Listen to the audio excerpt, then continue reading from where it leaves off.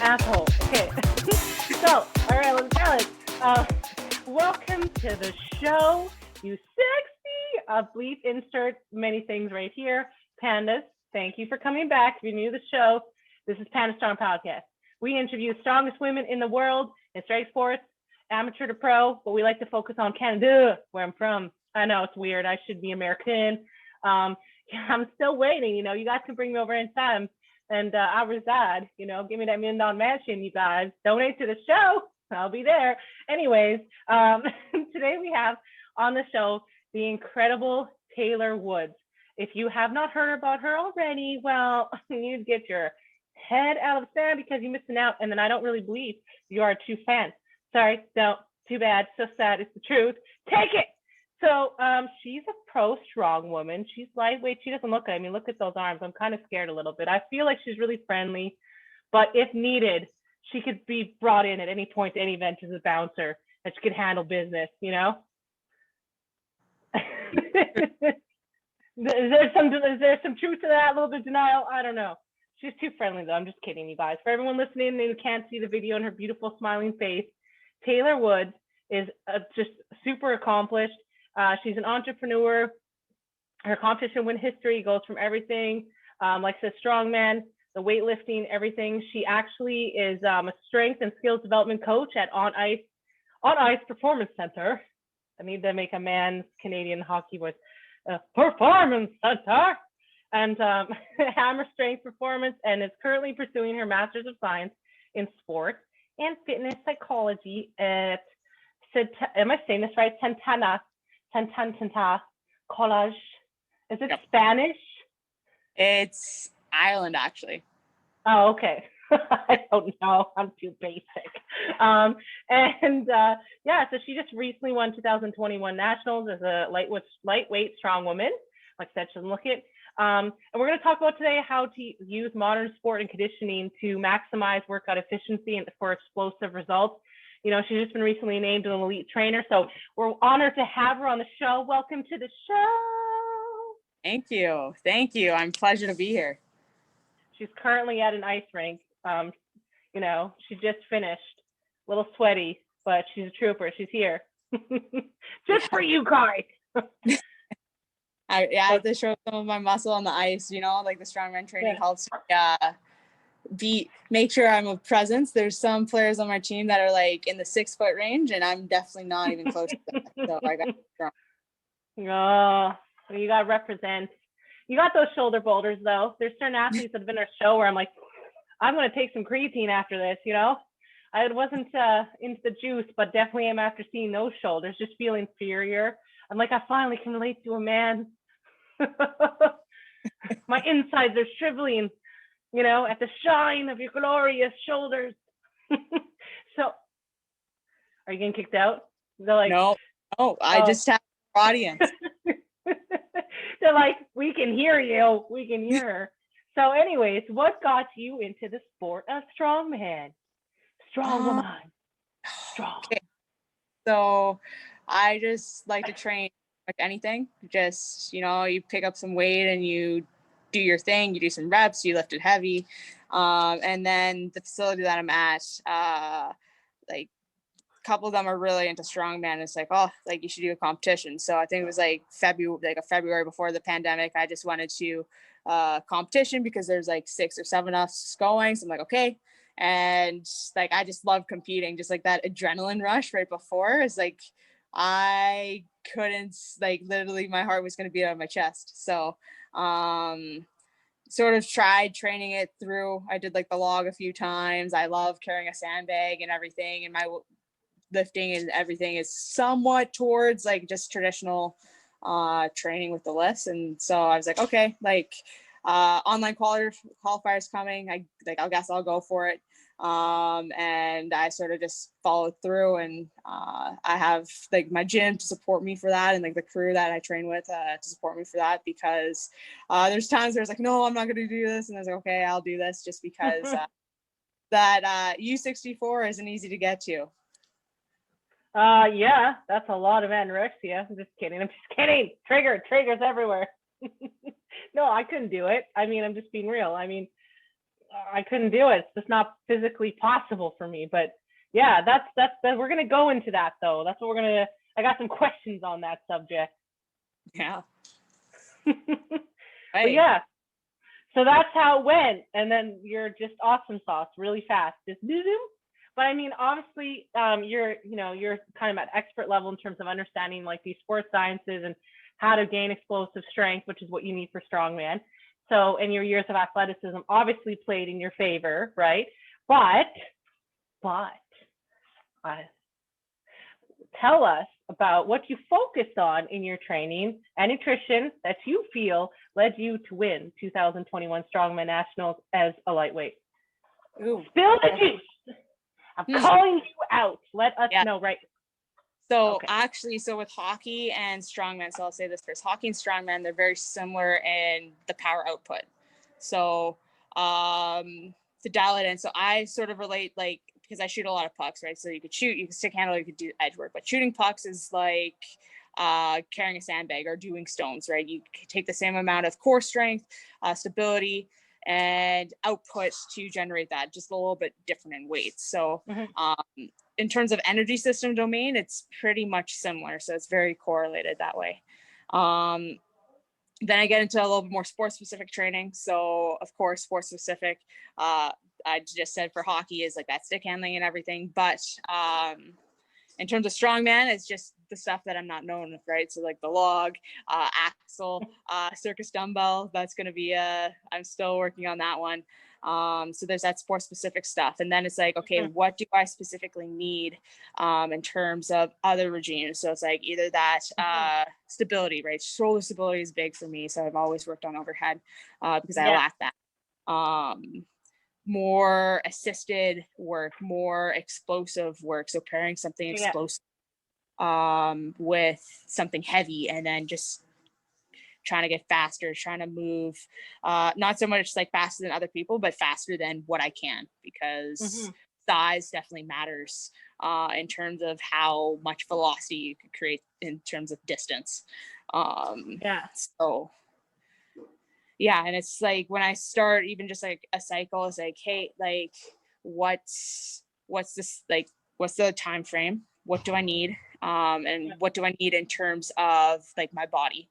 What is like, hey, like for deadlift, it's like I need a little bit more stability. I need more stability through that bottom half of the lift, through my lats, right? So how can you create that? Okay, you use an axle bar, right? You go a little bit of deficit and you go axle bar, then you change it up. Okay, maybe you're going to use a pause, right? You could change it linear progression, but I sort of just take it to swing everything around. I take, okay, what do I need in terms of muscle, or sorry, in terms of body and total function. So like executive function of what I need.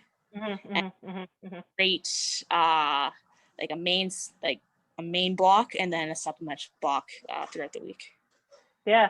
You know, it's so funny because I've seen like, when I first started Strongman, it was totally different to anything I'd ever done. And I've always been an athlete myself, and obviously been teaching dance and fitness for a long time, for like 13 years now.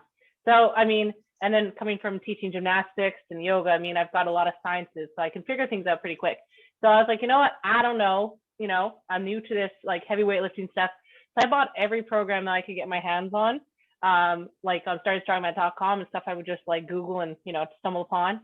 I pay for it, download it, you know, just analyze it a little bit and then play with it. But a lot of it, some of it, you know, just didn't make sense to me. Once again, that's because I think that, like I said, is you have to, there's so many different methods, and it really, like we always go with this on the show, we talk about get a good coach, get someone knows what they're doing, knows your body, because there's just so much variations, and what helps one athlete excel and, you know, help them with their plateau is not going to help the other athlete at all. But like things that I've seen in one of the programs was like a lot of like, I can't think of the name right now, but it's like not a chain pull down, you know, like really lightweight, 20 reps of, you know, like say 5 pounds, right? Just pulling that band down. I'm like, you know what, that's going to get me nowhere, because my muscles already like that from dance. That's not going to help me. So for me, volume work was good for just like, which I like to say for a lot of newbies, it's just for your form. But then, like you said, once you start to plateau, then you've really got to work with the different pieces of equipment, like the deficits, the pauses, like you mentioned, the bands, just challenging the stability in the core, right? So setting it off balance, that type of thing. But I think there's definitely, like, for sure, like you said, functional fitness truths that no matter what are a good place to start or a good place to go back to. So like for folks who, there's a lot of people who are like past the beginner stage now, who are kind of like amateur, not like they feel really far off from the pro, but they want to take that next leap. They want to up their game. And, you know, maybe they do have a coach, but they're still like, they're like, I'm not getting where I need to get. So what are some things like that you have found with the women you're working with and training and teaching that always equals explosive strength, like specific workouts that you recommend that you find a lot of success with? Ooh, okay. Oh, dang. Oh, That's a lot. So one, so even let's phase this out. So first little stage, if it's someone that like I'm even just working with that has like some training age and everything. So first thing is just buy-in, right? So creating that relationship, that athlete coach relationship, explaining things. Hey, this is sort of the purpose of it. Like, hey, if you're doing squats and you're doing squats like 2 times a week, it's like, hey, this is why we're doing these squats. And then just having, I would say, even designing, I like to parse my cycle. So if I have like a 6 or 7 week cycle, I like change things up every 3-4 to keep it entertaining. But linear would be huge. It's like, hey, you know what, this is the gains that you made. You're learning these movement patterns. Okay, you're getting it. So like dropping reps, right? A lot of people keep the same reps of like, hey, 10, 10, 10, 10, and 10 gets bored. 10 is so, 10 is, but then just dropping. That's taxing, man. That's just like, I would much sooner see someone do 6 of 3s, right? Than, or a 5 by 5 for the love of God, than 10. You know, I mean, I understand you really need that muscle endurance, right? With strongman, especially talking about like carrying events, like the sandbag. Sandbags are soul crushing. Sandbags make you question who the hell you are. They make you go home and cry to your fucking mama. Okay, I'm just saying. Like, I can pick my friend up and carry them, and they're like 250 pounds on my shoulder. Pick up a fucking sandbag, I keep propping it like goddamn Butterfingers. And I'm like, I had to come to people like, woo, what? Yeah. You know, technical difficulty, give her another shot, you know, just failing. Because they're so slippery. Like, damn it. But I was gonna say is like, to add to your point, and I want you to finish point, I was gonna say is like, we're talking about like squat, it made me think of something that's like, I see a lot of athletes, what they'll do is, like I said, they'll keep pushing out the specific numbers or different repetitions. Like, hey, what you have to look for is when there's huge gaps in numbers, right? So if your front squat is way better, way worse than your back squat, you are not training your body equally. So unless there's some continuity between those different movement patterns, like you said, those functional movement patterns, then you need to go back to that shit. Because even if you can pull a 600, like a dude, he's like, oh, I can do like a 500-pound deadlift. Yeah, but bro, you just like almost barfed doing 3 push-ups. So maybe add some push-ups to your life. Just saying. I don't do push-ups. Don't be starting hating on my people. I know. But when I was teaching dance, like I said, babe, when I was teaching dance, though, I mean, yeah, that's how I fix my core. That's how you lose weight, and that's how you get your shit back together. No one likes them. I don't like going downward dog into a push-up. No one likes burpee, you know. But don't say no. Oh, there's gonna be comments. I know, strongman athlete loving burpees. Hey, you got to pick yourself up. That's the thing, right? You could always pick yourself up. Same as like a squat, right? Tell me, have you ever failed an air squat? No. So you just there's stories. There's so many times things have happened when I've trained alone in my gym that I'm so glad I'm alone in my basement that I'm like, yeah, I'm just gonna set that down right there, pull out my notebook, make the notes. But yeah, anyways, you were saying, go on. Oh, scientific one. Like even like advancing it on, so that even within like that basic cycle, you'll notice like even different rep, like you mentioned like with the exercises where you'll notice different discrepancies, different rep ranges. Even when people come in, I sort of like to test. It's like, hey, like I want to know your conditioning state, like in terms of like muscular endurance, right? So like an overhead press. So it's like, hey, you know what? I want to see how you go through. I want to see where the breakdown is. So like, for example, it's like, hey, you know what? It's a lighter weight, but we're going to go to see how many reps you could do to technical failure, right? So it gives them a little bit more of like of that chase. It's like, hey, you know what? Got a little bit more, but then also like a test, right? So it's a mark. Yep. but throughout the cycle, just with my background, and just from coming from an athlete, also just uniquely, I'm ambidextrous, so trying to understand someone's movement pattern like very kinesthetically. I'm a little bit more insightful for that. So it's like, hey, you know what, I said this is sort of the pairing that we're going to do next cycle. And sort of see where that goes about. And then you'll sort of see something else come up, and then you sort of get a little bit more intense with the programming that way. Well, the other thing too, I agree with you on a bunch of points you mentioned there. CrossFit, you know, people always be hating on the CrossFit, but you know, it's important to max out sometimes, just like it's important to do as many reps as possible to test where you're at. And because I come from a dance background, or I'm like, you don't see a gymnast training unevenly. You don't see a professional dancer only, you know, forward lunging one leg. You know what I mean? So you have to evenly train, and you have to stretch and, like I said, go those basics. But what are you afraid of? If you're not willing to actually test those, and you're not taking it seriously, not taking your shit seriously, and you're not going to succeed. So, like, you know, if you're not willing to go there, then I don't even see why the point of you spend the money coach, because I've seen that, right? And I've had athletes reach out to me, or I've got friends who are like, Stephanie, what do you think? I'm like, well, do you want to know? They're like, I'll pay you. And I'm like, okay, well, Well, so even just like it just shows like, hey, what type of coach am I going to be to you? Like, what type of, how can I exactly. Right? So if you're seeing like someone just get discouraged, it's like, okay, you know what, I'm going to be a little bit more of a motivator for you, right? It's that's your issue. It's more what's in your head. Maybe it's a little more like technical failure. You're right. If they're doing something wrong technically, then it's like, you know what, I'm going to be that strength coach for you, right? So you just adapt to what the athlete wants and what they need. Be willing to swallow your pride, you know, be willing to go into those uncomfortable or weak places and not let it affect your ego, because there's not one single super successful strong woman athlete or any, you know, professional strength sports athlete that hasn't at some point had to address the weakness. Once again, sport specific, right? Like a powerlifter is going to be worried about their cardio conditioning, but you know, a strongman is very, you know, cardio intense heavy. You've got to have the same, you know, muscle endurance that a bodybuilder would for all those lifts, right? Yeah. So you have to train like all of those different sports all at once. It's extremely complicated. So it's kind of like being an entrepreneur, right? Your chance of success, this big. And, you know, you have to have all those things go right, and all those, like a business mentor and a little bit of this, and you got to have like this army around you to support you. And that's fine. I mean, there's the odd dude who figures it out, or chick, you know, by herself and gets it done. But I mean, that's not common. So, you know, just get the help, reach out, don't be scared or ashamed.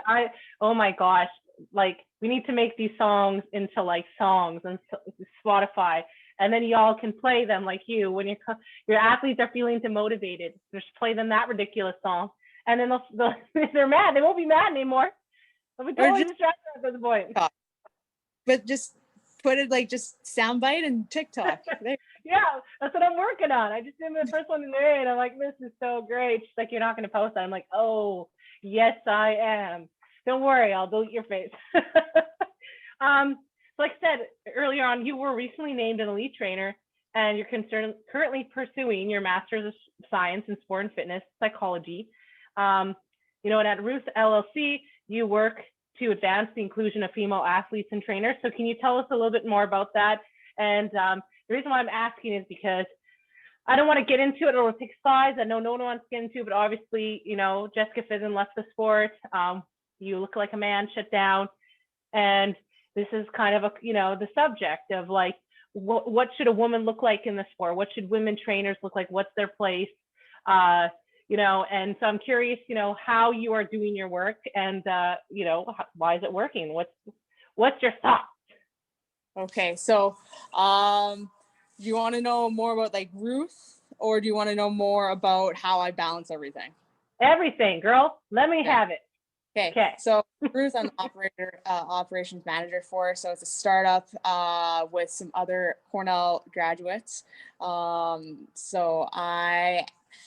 Ruth is just pairing female athletes and like mentoring female athletes, giving the tools that they need when they come out of college, or giving them networking opportunities for like maybe like a 20-year female athlete coming through.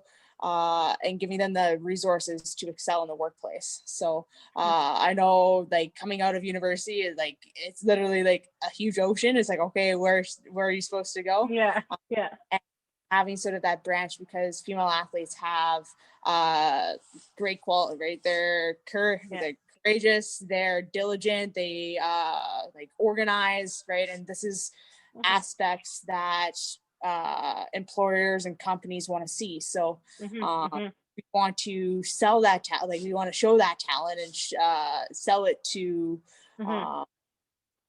just different employers to make their jobs easier, so they don't have that high employee turnover. So right now we're sort of works of just talking to different companies, talking to different athletes, just trying to build up our pool, as well as getting those educational resources for them. So it's been a good eye-opening experience. It's different than coaching, but it's sort of the same thrill and adventures. But yeah, I sort of balance. It's quite a balancing act. Just, hey, whatever you have open time to do, right? I could be on my computer, I could be coaching, right? I could be on the ice coaching, I could be in the gym coaching, I could be virtually, especially with the pandemic, virtually coaching, jumping up and down in the hotel room. And yeah, literally I have like a small little gym in my townhouse, so gotta use some of that. I use it for like my weight cut stuff, but it's keeps me entertained. Or it's like, hey, you know what, I need like a 30-minute lift, get something done in there. But it's like the biggest thing I've been able to balance everything is just having just a great support staff. Like the people that I work with at Ruth is very flexible. My team's very flexible. My employer, or my bosses at On Ice are very flexible. So if that wasn't there, then I definitely couldn't explore all these different opportunities. So thank you for sharing that. Like I said, I love hearing everything to say. You have such a great personality, great smile, and you're super smart, and yeah, you're super friendly. So I'm sure everyone listening is already like just as in love with you as I am now. So I mean, you're just as awesome as I thought you were from the Instagram creeping. It's fantastic. I love when that happens. So for like in terms of like motivating and mobilizing women, like, you know, I talk about on the show a lot in the past few episodes is the Great Resignation, and how now more than ever there's more moms in the workforce with young children, and more, you know, women and moms in general that are just entrepreneurs, and in, you know, kind of male dominated sports or male dominated categories. And I don't ever like making about that, but I was curious, like I said, how you know, how we can, like, the reason why I started this show was to figure out ways to better support trainers, coaches, athletes at all levels, and give them the supports they need. So what are some things that you recommend to the women, you know, that walk through those doors at Ruth, to help guide them into their career path? Like, what are some tips that you give them, resources, and just from being an athlete in, you know, Strongman here in Canada, you know, what are some things that you feel that women could really do this year to help them get where they need to get? Ooh, okay. So I guess one of the so there's two. So don't get ahead of yourself, right? You have this big plan and everything, but you just chip away at the day, right? Chip away at the little things to get it done, and things are gonna fall into place. Like all the opportunities that I got, they sort of just fell into place, and I worked hard and I had different things, but just don't force anything that's not there. And this thing I sort of just branched in, just always ask for help. Ask if you need something, ask if you're curious about anything. Always just want to learn, always sort of be that student, whether if it's in the workforce, whether it's like maybe in the gym, it's like, hey, how can I get this better?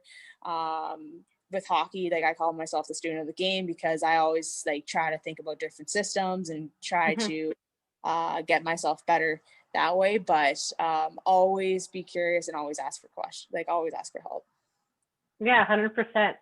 That's the big thing is remain humble. Like no matter where you are in your life or career or whatever, always remain humble because Yeah. ego gets in the way. And that's in marriage, that's in anything I've learned is, you just get too cocky and you're like, I'm the shit. And then, no, we're not perfect and we all have our flaws. And it's important to like acknowledge those and work through them. Like you said, do the work, hustle, and then things like you said fall in place and work out. And the rushing part is huge. Yeah. Cause I feel like because some people, like I said, some athletes excel at this sport really fast for a variety of reasons. Everyone feels like if they can't get to that, that destination that fast, they should just walk away. And I'm like, even if you never make it to that, like it still was all worth it. It still is worth it. It's not, you know what I mean? Like I don't wake up every morning like if I don't become, and then I'm not hating on people who do because I think that's good. I'm just saying for me, if I don't become the strongest person in the entire world, I'm okay with that. Like I can still sleep at night, Like I love strongmen, I love the sports, I love to compete. But if I drop the bag, well, I'll like may have a head of shame and walk, away. But I'll live. It'll be good. We'll be fine. Everything will be okay. So like, say again? You live and you learn. You live and you learn, exactly. So I had Ashley on the show recently, owner of Muscle Pirate. She's the shit. I love her so much, like sister from another mother, homie status, like I love her. And we were talking about like, sponsorship secrets and the networking and getting, the being on TV and getting this, like I've been featured on TV. And it's about your ability to tell your story. It's about your ability to connect with people honestly, authentically, actually care about them. And, I've seen people with fantastic social media, like in terms of like everything is really, they're paying for the software to have fancy emails, MailChimp, you name it. But it's just not clicking and they're good looking. And you know what I mean? It's got the marketable bot. And I'm like, well, because there's got to be, what's your X factor, right? It's kind of like some talent show. What's your X factor? What makes you different? Because you can only reinvent programs so many times or so many workout methods, right? So like I said, the basics are the basics. So yeah, like what for athletes and people, which is now even more important, for our sport is to get sponsorship and stay sponsored, be respected as an athlete. What are some things that you recommend or that you like that you recommend at Ruth or that you recommend to the people you train right now in the sport? Like in terms of like stand out and stuff or in terms just of everything like to, you want to be invited to competitions and you want to be get opportunities and network like you mentioned earlier, I think you sort of just hit the nail on the head there. It's just talk to people, right? Just network. During the competition, I don't really talk, like I'll talk outside the competition for sure, but like you got to be open and have that open presence. And I think the one valuable thing that I've had is just like I always like to listen to people's stories. So because they come from somewhere different and they're here and they have some that they have a story that it's going to be interesting to hear. So you want to give them all ears, whether it's short or long, but that's the part that I enjoy. So did that answer your question all? I feel like I sort of just repeated what you just said. That's okay. I was just thinking of Bruce Willis and like that Friends episode where like Jennifer Aniston's trying to get him to open up, and then he's like just a cesspool, and he's like, and then my mom rejected me again, and she's like, enough! I don't get paid to do this. A therapist wouldn't, right? So it's like, but it's like you've got to be able to tell your story effectively, and you've got to be willing to be nice to people. I know it sounds really like elementary school, but like there's a professional code of conduct, right? And that's something that we're rolling out is respect and strength sports training online for athletes and people with competitions is something that we're requiring all athletes that represent us or come on board or any competitions we sponsor to do that training, to sign that code of conduct, for safer, respectful places, because that's something I really believe in. And I think that, from the topic of bullying or from the topic of you wanting women to be respected in the sport, then standards, I've always believed you don't lower your standards to fit in, you keep your standards, you be a nice, cordial, diplomatic, respectful, learning, listening person. I don't have to agree. We don't have to be on the same, even the end of the field, right? You can be outer space away from me, but as long as you keep it respectful, it's all good. And I think that from a trainer perspective, I think when I meet a lot of trainers who just don't ever plateau out of being a teacher out of Anytime Fitness, for example, or a smaller corporate gym, into having their own gym, or they're working. Their dream is to be in a position like yourself, right? And I'm like, well, you've got to learn those social skills, right? You've got to learn those communication skills and be able to rise above and be a leader, and a leader of your own destiny. And a good leader is someone who, like you just mentioned, what you do is you listen to people's stories, right? And you learn from other people. You can learn something from anyone you meet that can help you, right? I think that we have a lot of control of what becomes a blessing in our life versus a curse, right? Like if you're in a combative defensive state, everything's going to turn into a battle. Whereas if you're just, a little bit more open, you can be cautious, but, a little bit more open to see the good, then good things can come, Yeah. Perspective. War is not necessary all the time. I mean, I'm a redhead. It's genetically built in me to siege war at any time. So I just try not to, like, the redhead rage is real. My son just goes, ooh, ooh, ooh, and he calls me Mommy Hulk. So, I feel like as a 5-year-old, that's my warning. It's like, you need to calm down. That lady out of the car, you need to calm down talking. But so, like, for athletes, like I said, wanting to hone in on the point of today and that explosive strength, because that's what separates strongman from powerless. Or no, I shouldn't say that.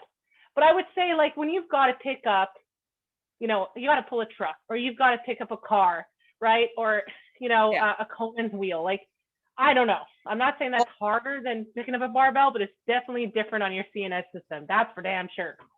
It's different on your CNS system. You have to stabilize different. And most of these events, like, you're doing it for like a distance or a time. So, like, there's an end point going to it, right? Or it's against someone else. And you want to do it like fastest, right? So that explosive training, right? Getting quick, learning that stabilization through like that band tension or something like that, allows you to, again, like, recruit that CNS system, making sure that it's primed for times that you need it. So what are those like 5 to 10, 1 to 10 movements that you recommend people to do? And I know how much in a program or how many reps per athlete, but I'm just saying things that like, bro, if you don't have your program, you should talk to your coach about it and to your program and see what they're saying. So I'll introduce this one first. So in an off-season program, which I haven't had an off-season quite yet, but in an off-season program, I would do isotonics. You know what isotonics are? Not gin and tonics, isotonics. Just kidding. Okay. Isotonics are like isometrics, right? So isometrics is like pause, right? So you're moving, or like you're not moving, you're stopping an object. Whereas isotonics is moving or trying to push into an immovable object. So literally you can go like at 100% and move like maybe like, it's like pulling like a deadlift and it doesn't move.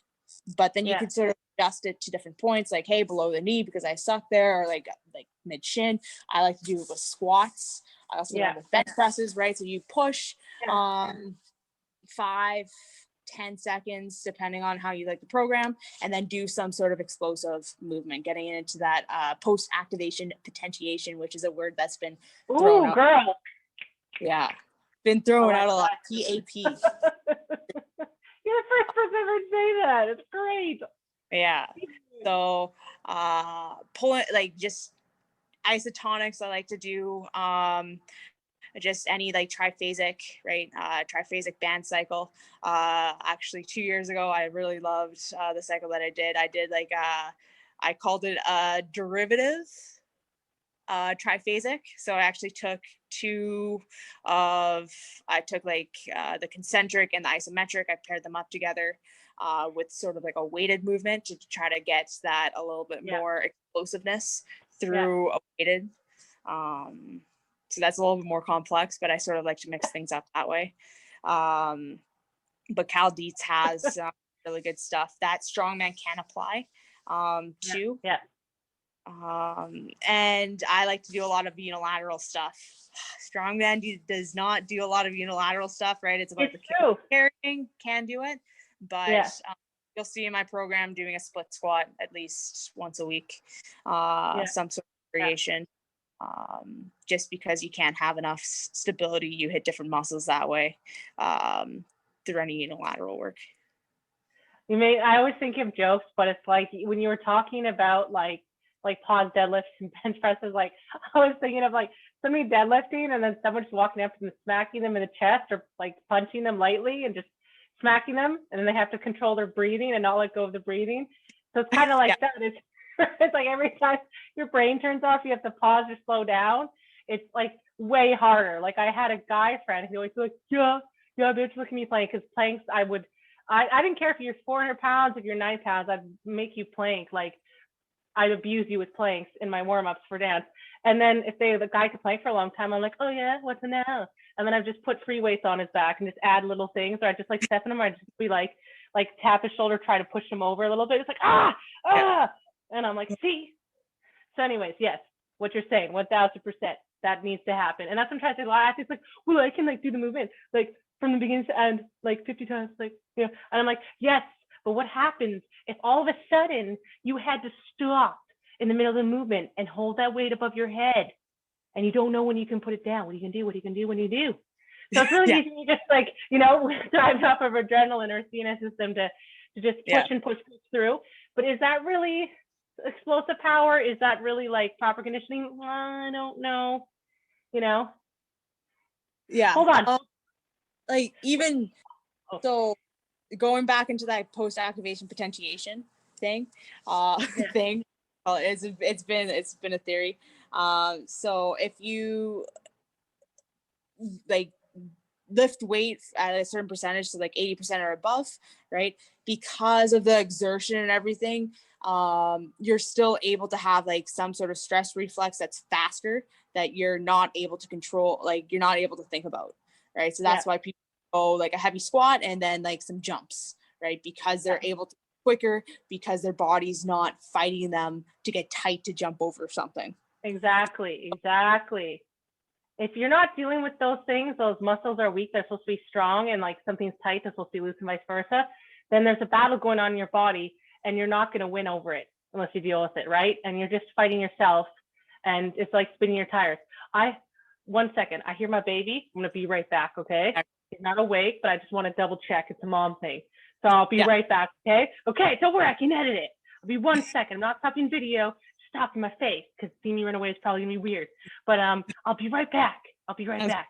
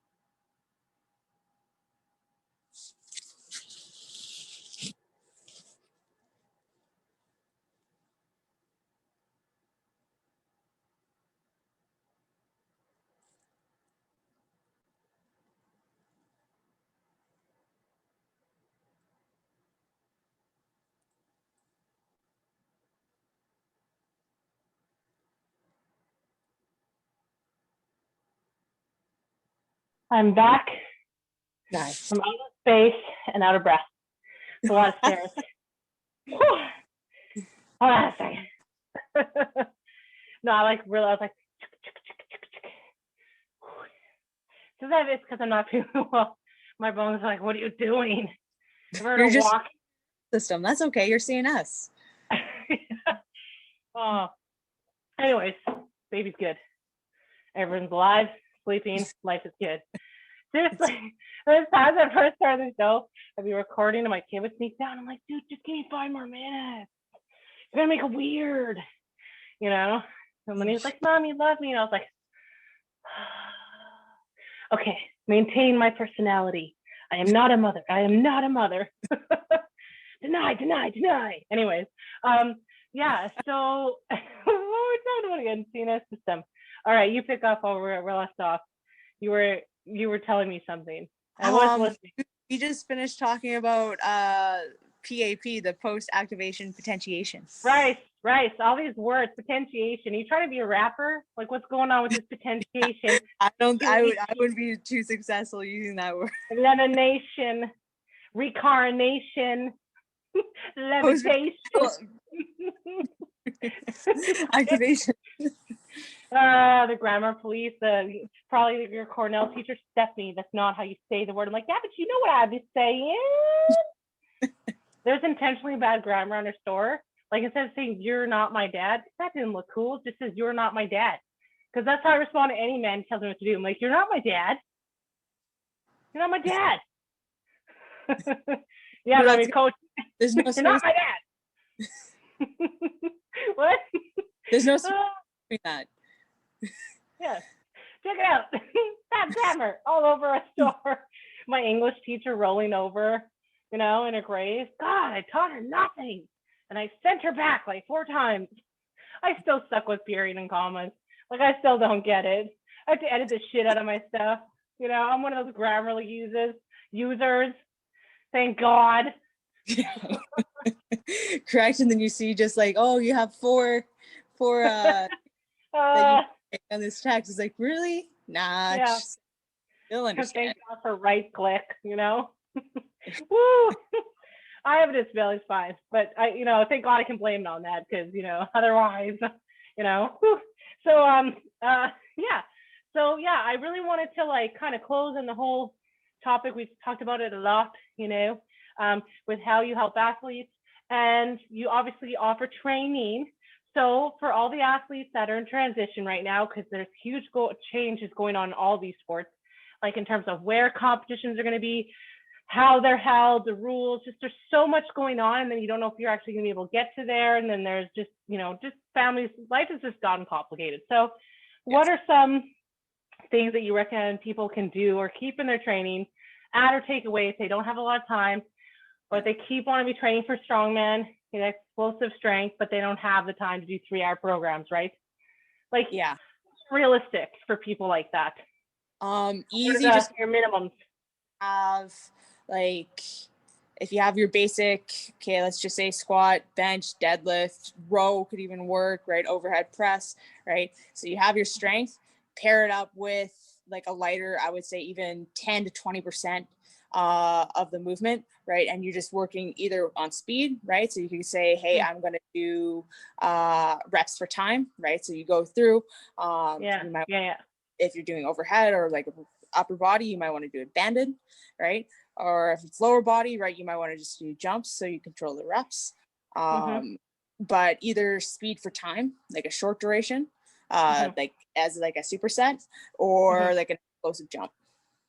And that's how you could get that just explosive training in, paired up as you're just training. And it takes like anywhere from like 20 to 30 minutes for that.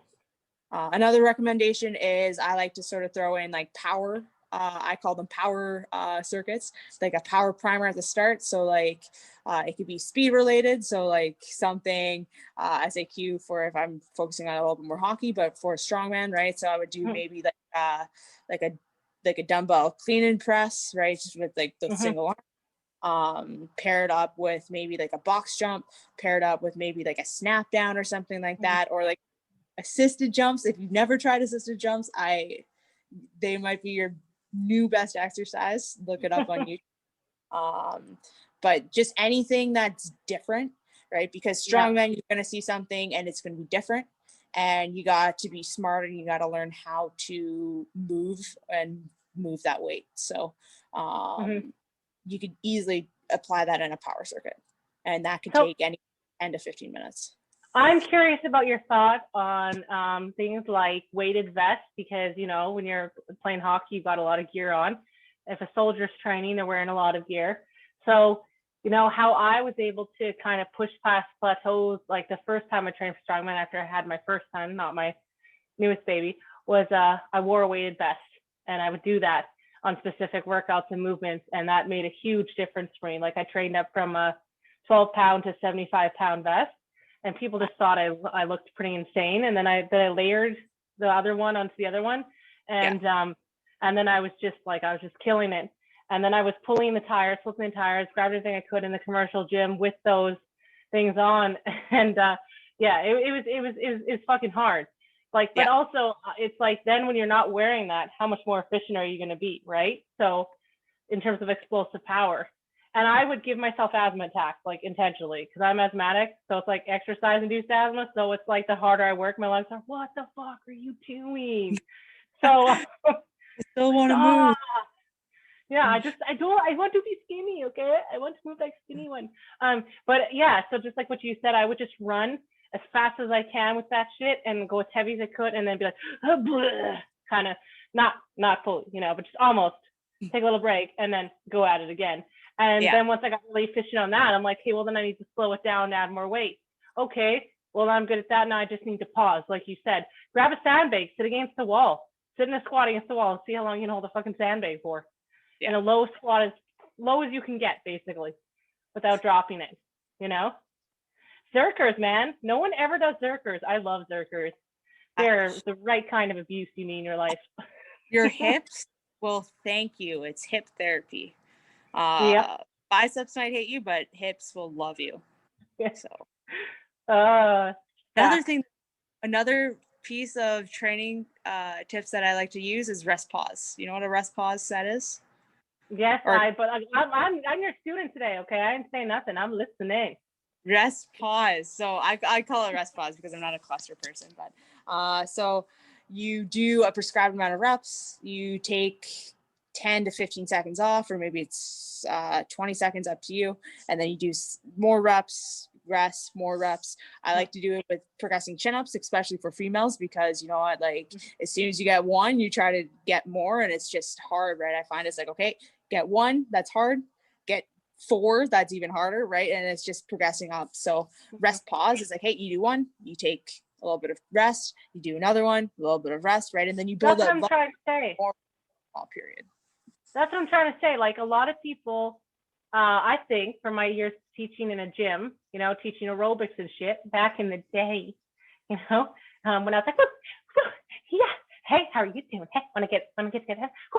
You know, I'm not that girl anymore. I had kids that broke me. But anyways, it's like people try to do too much in a small amount of time. Like, so for me with my breathing, that's a real thing. So even with like ammonia salts, like, you know, I can't fuck around too much. I got to be careful, right? You know, there's not too many asthma attacks per night, you know? So the first thing I had to learn was how to work around that. So my workouts took a long time. Like they took like 3 fucking hours, you know? And then I got more and more efficient. And then there's doing too much. There's just doing too much movements in the same day. Knowing how, I think what the thing people need to learn, I was curious to your perspective on this, was which movements is gonna, you know, max out your CNS system too fast in not a productive way. You know what I mean? Like workouts that are too similar, you're taxing the same systems, and you know, it makes sense. You're like, oh, this is a superset, or oh, this is a circuit. And like I said, most people learn from following the people on Instagram, download an app with some programming, YouTube and Google work, right? So for explosive powers, like we talked about things you can add. What are some things that you would recommend people avoid? Don't do that. Don't add that to that. You know, it's like when you make a cake, there's just certain things you can't add. I know I fuck up a lot of cakes. I'm a mom, but I don't do Walmart, $10. I need it. I love you. Candles. Boop. What would I avoid? For explosive training. like things that just you find like people do wrong in terms of like they tire themselves out, like they're just ineffective, like they're not productive, not the word, but not that they're wasting time. Nothing's a waste of time, but like there is doing too much things that people I've just seen that in programs where it's like, why is that there? Like I get what you're trying to do, but there's a better way to do it. You know what I mean? Like understanding the movement. So I think jump squat, especially with the pandemic, has been overused, right? So jump squats, but it's easy. Everyone could do it. But like, are you really moving explosively through it? Yes, you're jumping, right? But like, I want to see you jump higher. I want to see your jump like the highest that you can. And you're not going to like achieve that doing multiple jump squats. Yes, you know, you could do it. Congratulations. Right. But if you're doing it like, let's say 10 to 15 times, like you're not going to jump as high as you can every single time. Right. So I would say just probably some of the simpler movements and the rep schemes need to be changed, and that's where that rest pause comes in, right? Or just a longer duration and having that intent. The other is any movement that you don't have any competency over, right? So if you're going to do, for example, like a power clean, right? Power clean is great for explosive movement, but let's just say you are just a one pole type of person. You are not going to do that, right? You're going to get yourself injured. Can tell you stories. You got to take the time. You got to pay your dues. You got to learn movement pattern, right? And then over time, it's going to get you explosive, right? And you could still break that movement down to make yourself explosive, like a hip clean, for example. I like to use it. If you saw my story, I think it was like 2 weeks ago, my axle clean and jerk. It's my special technique, but like to throw it in the hip, right? You can pop it up that way. Hips are very powerful, but you could break down the movement, especially like a clean, going from the hip, then go from the hang, go from below, right? And connect it to be explosive. Another thing too, I was want to say is like, I've seen this a lot with strongman competitions. I mean, like the amateur ones, they change what they're doing a million times before the day of. The rules, you know, you're like, what? Like sometimes you're like, who came up with this rule? Like this wasn't well thought through. I've seen crazy things. All I'm trying to say is with, for example, if you're in the gym and you're always taking that log from the tires and you're doing a full, like top to bottom clean, and you just do that, you know, if you're standard 5x5 or whatever, all the combinations that exist. And then all of a sudden you get to the competition and you're so used to that leverage. And all of a sudden they're like, you know what, bitch, you just got to go from the shoulder. And you're like, oh shit. Because then your form's got to be really good, right? Because you fuck with your triceps, and it's like if you're engaging our muscles, you're just not going to get the reps up like you would if you're, you know, sort of heaving it up there. And then it's the same thing as like if you've never been doing that from the ground to the top, then you're not going to have the cardio, and you're not going to pump out the reps. You just tire out. So, you know, it's like these things are important when it comes to strongman. Like, you know, ask those questions from the sport, like the competition you're doing, sorry. Make sure you know what those logistic rules are and train accordingly before, you know, and understand deloading before a competition, right? Because a lot of times I see people doing certain types of explosive training that it's like, dude, that's not what you do 2 weeks before, or a week before, a few days before. Like you're gonna kill yourself. Like that's stop that. Be patient. The competition's gonna be there. That stuff's gonna be there. Just know that you're gonna show up and you're gonna work 100%. Also, I'm coming back to these tidbits because as you're saying it, it's popping in my head.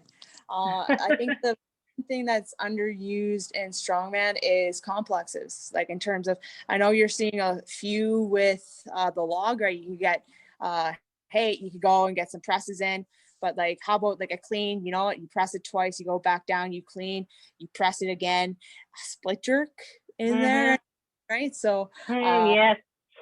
Right now I'm just keeping it light just to get the competency and working on my grip, but barbell complex. So like my last one was the hip, touch and go, and 3 overheads. Right before it was a clean, a jerk, another clean, and then 2 jerks. Right, so just prepping. When you go up for your minute max overhead, and you could drop the bar, right? You gotta be able to clean that bar again after when you pushed it overhead 3, 4, 5 times. So work on those complexes. Work on them complexes. You know what?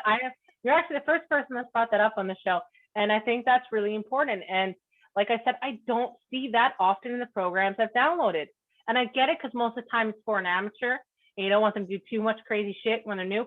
But if you have a coach that's not like, you're putting in the work and the hustle, your nutrition's on point, your recovery's on point, you're taking care of yourself, doing those little things like stretching, your deep tissue, all these different things that go into it. And they're never approaching you with that. I'm like, I feel like, you owe it to yourself to do those things, like you said, safely, pay your dues in as many of those areas as possible, properly, with the plan and the purpose. Because you can do all those things, but if you're just like a hot mess with no specific formulation, right? Like, how do you measure your goals, right? So you have to, it goes back to the whole SMART principle, right? Like, you need to measure your goals and know what is realistic. I've been posting that, and we have a group, you guys, for listening in. We have more than one Facebook group. There's Team Panda Strong, where I post dance fitness challenges. I haven't, because the health hasn't been very good since September, but on our Strong Women of Canada group, I post things like there's articles that I posted, like, what is the expected deadlift that you should have for your age, your weight type, and your experience level. Just like, if they're not perfect sciences, but they give you a ballpark of where you could be at. Yeah. So I want to know what's your thoughts on that. I think is it a range? Like, is there a range? I think very detailed.